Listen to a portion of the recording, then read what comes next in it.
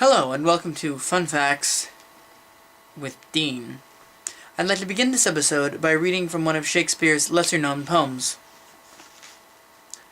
Come live with me, and be my love, and we will all the pleasures prove that valleys, groves, and fields, woods, or steepy mountain yields, and we will sit upon the rocks, seeing the shepherds feed their flocks, by shallow rivers to whose falls melodious birds sing madrigals. And I will make thee bed of roses, and 1,000 fragrant posies, a cap of flowers, and a kirtle, embroidered all with leaves of myrtle, a gown made of the finest wool, which from our pretty lambs we pull, fair lined slippers for the cold, with buckles of the purest gold, a belt of straw and ivory buds, with coral clasps and amber studs. And if these pleasures may thee move, come live with me, and be my love. The shepherd swains shall dance and sing, for they delight each May morning. If these delights thy mind may move, then live with me, and be my love. A very interesting poem for Shakespeare, and not one that is typically like his others. Shakespeare is not as concerned with love as a lot of people would think. I know, strange, but compared to all of his other subjects, he talks about love far less than he talks about, death, or dying, or sex. He talks about sex far more than he talks about love. What does this say? That Shakespeare was a pervert? Well, yes, he was, but that is neither here nor there. Fun fact, if you look in any Shakespeare poem, except a few of the more somber ones, you'll find a myriad of sex jokes. Everything Mercutio says in Romeo and Juliet is a sex joke. At one point, he refers to the time by looking at his erect penis. But you didn't catch that in English class, did you? Unless you have Mr. Johnson, who points it out. Points. Anyway, so, the point was, another Shakespeare fun fact, nothing is penis related, as is the majority of Shakespeare's body jokes. You don't get those jokes? Well, don't worry, you are not alone. The majority of people do not understand a thing they're reading.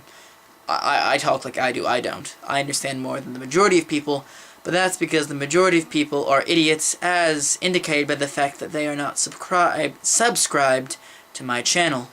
And there we go, a perfectly good joke ruined by awful timing on my part. You can see why I am such an excellent actor. Awkward silence, and we continue. So, that poem I just read, why is that not seem like Shakespeare? Because it's not Shakespeare, I fooled you. It was a trick question, except it didn't ask you a question, so it was just a normal trick. That poem was written by Christopher Marlowe. Who is Christopher Marlowe, you ask? Well, I have no idea. Well, of course you don't. That's why I'm explaining it to you. Christopher Marlowe was... how do I put this? He would have been Shakespeare if Shakespeare wasn't Shakespeare. Namely, he was just like Shakespeare, except that he was killed in a bar fight.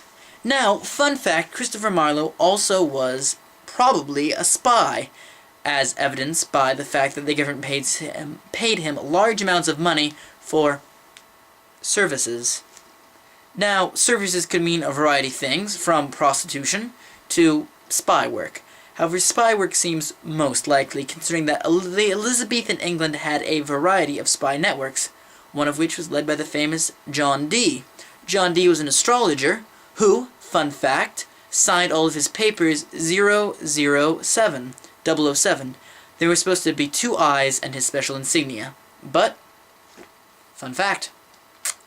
Anyway, Christopher Marlowe was killed in a bar fight. And that was the end of it. He had written several important plays, including Edward II, probably his most famous, after Dr. Faustus. Dr. Faustus is the story of a man who sells his soul. It was based on an ancient German folklore, and is one of the most famous versions of the folk tale. Now, why do I bring this all up? Well, a lot of people wonder if Christopher Marlowe actually died. Probably he did. But let's say he didn't. Let's say he faked his death to avoid having to be a spy anymore, or he faked his death to avoid being murdered at some other point. Well, what would he have done? I doubt he could have stopped writing plays. Authors have trouble with that sort of thing. But what would he have done? It's a fun fact that Shakespeare's first play didn't come out until the year after Marlowe died. Now, this theory has a lot of holes in it, namely that Shakespeare's first few plays were fairly bad. I mean, not like they were bad, but they were not good. It's the difference between Twilight Book 1 and Twilight Book 5.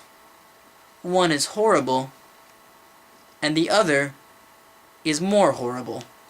Except they weren't as good to they were pretty great. That was an awful analogy. That is my fault. I deeply and truly apologize.